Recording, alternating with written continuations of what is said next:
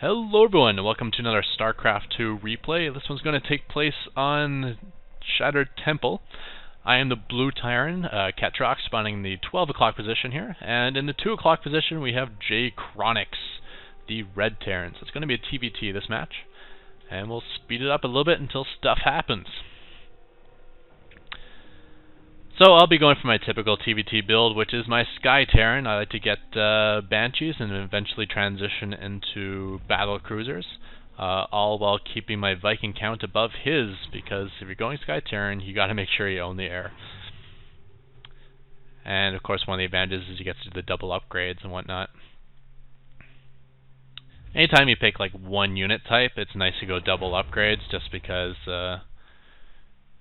your upgrades affect basically all your offensive units.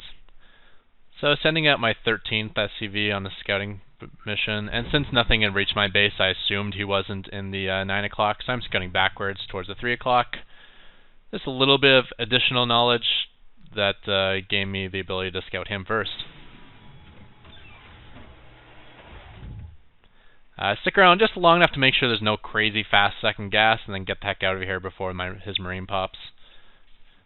He did not make a similar choice, and now with my marine popping, that's going to be the end of his SCV. So I'm already up 1 SCV to none. Sweet. Giant lead for me. And sending out my first marine to take the Zelnaga. One thing I probably should have done, especially if you see a tech lab, actually you have to do if you see a tech lab, get your first couple marines over here. You want to catch Reaper jumping up, and that's obviously where he's going to jump up. 3 marines against 2, that's a good time to run away. But I can just simply gather 4 marines and go right back. Because 4 is bigger than 3. You often get this, like these retarded battles for the Zelnaga Tower with their pathetic 1 rack's worth of units. But again, not seeing a giant unit count from him, so I'm assuming he's not going barracks heavy. Nice little interception there. And that gives me a nice little lead on the units lost. Looks like he's lost 2 workers to my none, and 250 to 50. So leaving 1 guy at the tower, 1 guy outside of his base to see a push coming.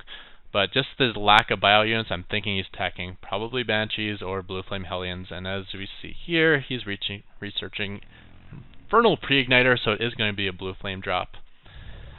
And this is why with my build now, I just get 1 fast starport. 1 fast starport in the engineering bay rather than 2 fast starports. Get my second one a little bit later, as I'm doing here.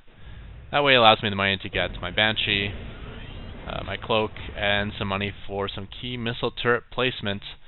Because if Blue Flames get in my base, I die, as you've seen in a previous video. Well, I end up winning, but he knocked me down, my harvester count, from 30 down to 3. So, I should have died, we'll put it that way. And a couple things going on here, so let's pause for a second. Yeah, I came in and saw this missile turret placement and saw this juicy double supply depot, so I'm like, forget the SCVs, let's just hit the supply depot. At the same time, his drop is noticing that I got missile turrets. Now, I cast this before, I got knocked out of a tournament once by putting in missile turret right here. And it is a nice juicy spot. It's a 2x2 square right on the edge. It seems really nice.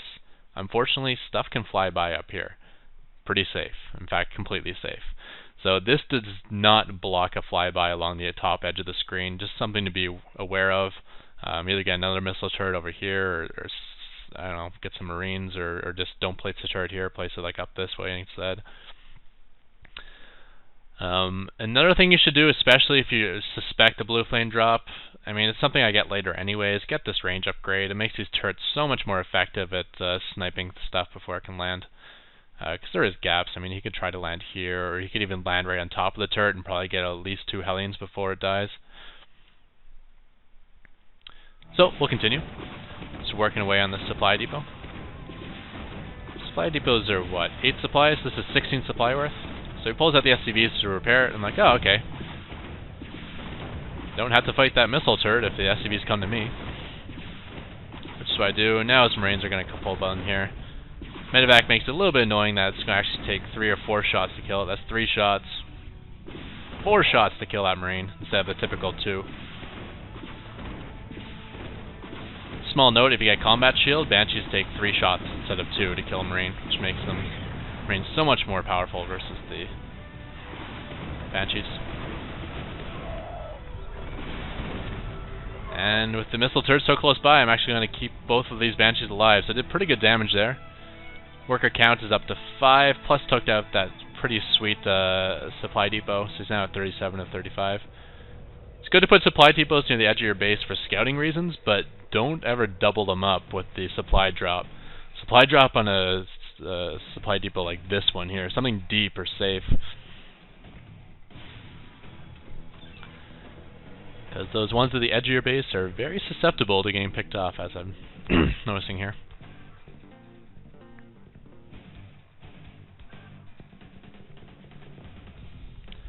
So continuing to make Banshees, I know he has 1 Viking, so I'm probably going to start my Viking count here. Yeah, it's making a couple of Vikings and taking my Expo.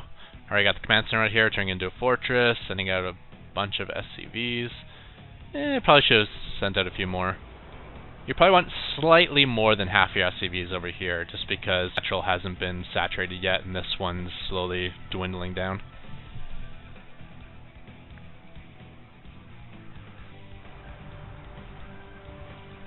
Also sending up a bit of a wall here with supply depots to protect the fortress. One other thing you should probably do is make your missile turret part of the wall. A, that makes it easier to wall off, and 2, it makes it so it's harder for him to like just fly past the wall and land Hellions up here. So here come his Hellions, and here comes my force. And one of the nice things about not losing early Banshees like I typically do is you get so many of them that you can just mow down missile turrets. Like, instead of having to look for a gap where there's no missile turret, you can just look for a gap where, say, only 1 missile turret. And then just quickly nuke it with your Banshees, and then you got free reign on his mineral line. Looks like he actually won the Viking battle with 13 hit points thanks to his repair, but he really doesn't. That's all he's got. Hellions coming in for a pretty good fail here. High threat priority, the fortress working well, took out 3 of them. Last one's going to get picked up by my bunker. I got Blue Flame Hellions of my own ready as well. And yeah, this is absolute, that's everything he has right here. 3 SCVs, 1 Marine, and 1 siege tank, so that is basically GG. And why was he so weak? Because when I play people at my own who are like equal level to me, they always have double my APM. When I play someone who has an equally crappy APM to mine, they're typically bad. If we rewind back to like the 8-minute mark, like no attack has happened at this point. Bring up the income tab. I'm up 28 harvesters to 21, and frankly, I have not been perfect on my harvester creation. I mean, I'm pretty good, we'll say, but this hasn't been going non-stop.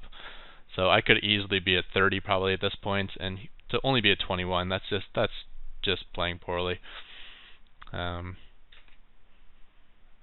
yeah, not sure the reason for that, but yeah, his APM is low, and usually when I face low APM, they haven't got a feel for doing everything at once. And even with his drops, let's take a look at his medevac here. What's it? Control F. We'll go on 4x speed. Look how long it takes it to like actually find his way in. It's just sitting at this turret. Can't multitask. Going over here, still can't multitask. Trying to handle the Banshee, do stuff there. Like that was a 4x speed. That was like a full minute and a half, and all he did was just kind of wander around this area. He probably could have found an opening over here had he been able to multitask both at once, and he should really have been on top of his SCV creation, because now he's down 36 to 23. I mean, yeah, I killed a few, just 5, but even if it was 36 to 29, that's still pretty bad. Anyways, with that, we'll call at the end of this replay and jump into the thumbs up fact of the day. My patience is limitless. Release the interceptors. Alright, for today's thumbs up fact of the day, I want to talk about the gas geysers in the main bases on Metalopolis. One of them's good, one of them's not quite as good. So you're going to notice both these refineries here have 1908 remaining, and it's going to put 3 on each. 1, 2, 3. Yes, sir. There we go. So the one that is diagonal from your command center, or the one that's between the minerals and the other refinery, this is the gas that's slightly gimp. It doesn't mine at full efficiency where this one does, with 3 SCVs in it. And if we zoom in, we can actually take a look at this. If you take a look at the bottom lane here, just keep an eye on it, you'll notice before the next SCV comes out of the refinery that the next SCV is already ready to move in. Now if we focus on the top lane here, with 3 SCVs, when the SCV exits out of that refinery, see the next one's not quite ready to enter yet. Check this out, exit, now next one's just moving in right afterwards. So this diagonal one mines at maybe 95% efficiency rather than 100. You can put 4 SCVs on to make it 100% efficient, but the 4th SCV is not so useful. It'll only get you a little bit of extra gas. So basically, how this information is useful to your game is when you take your first gas, always take the good gas. Take the one on the outside here, not the one that's between the minerals and the gas. So you want to take this one here, you want to take this one right here, and for this base you want to take this one right here. The diagonal one on all these bases is a little bit gimp. And remember that these refineries started right around at the same amounts. Well, even though only a minute or 2 has passed, this one is going to be at 1632, this one's at 1652, so it's already 20 gas difference. I would guess we're talking maybe 12 gas a minute, maybe 10 gas a minute, somewhere in that range, but that adds up over time. I mean, that's like 1 gas-heavy unit you're not going to have during the game that you could have. Anyways, a little thing, but just something to keep in mind when you're playing on Metalopolis.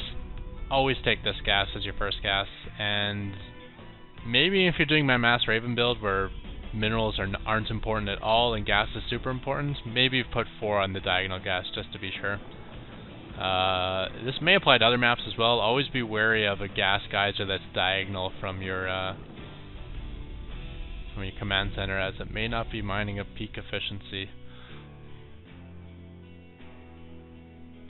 Yeah, there's just that little bit of time where the next SCV doesn't pop in immediately. Anyways, with that, we'll call it the end of this thumbs up fact of the day. Thank you, everyone. Hang on, let's check one more time. 48, 44, that one's at 80. So, yeah, 36 difference now. Alright, now with that, we'll call it the end of this thumbs up fact of the day. Thank you, everyone, and goodbye.